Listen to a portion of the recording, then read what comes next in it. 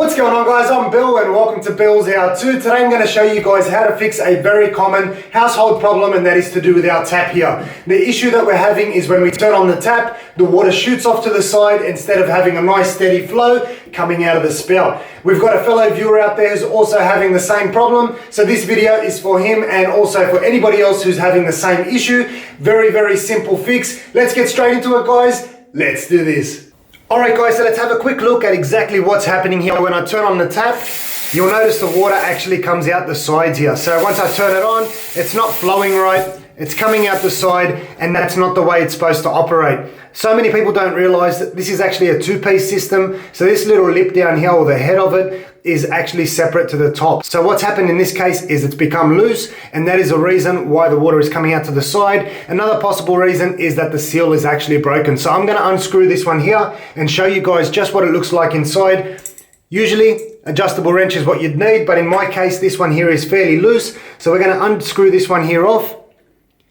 And if we have a look inside, you can see there's a filter and also a rubber seal. Now, like I said, two possible reasons for the leak. Number one is the seal itself. If you've got a damaged seal, it's cracked or it's broken or damaged in any way, replace it and that'll fix your problem. If not, it simply could just do with a bit of tightening. So what I'm gonna do is place this seal back on top. We'll put this one here back over, underneath the tap, thread that back on.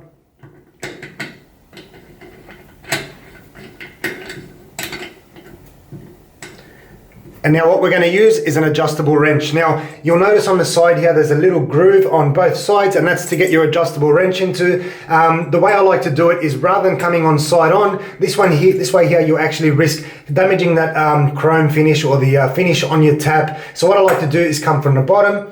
We'll open this one here up, bite onto that little groove, and then we can tighten that one there over. So if I just turn that over like that, till it's nice and snug, and that should now fix the problem. So we'll try the tap again. Perfect.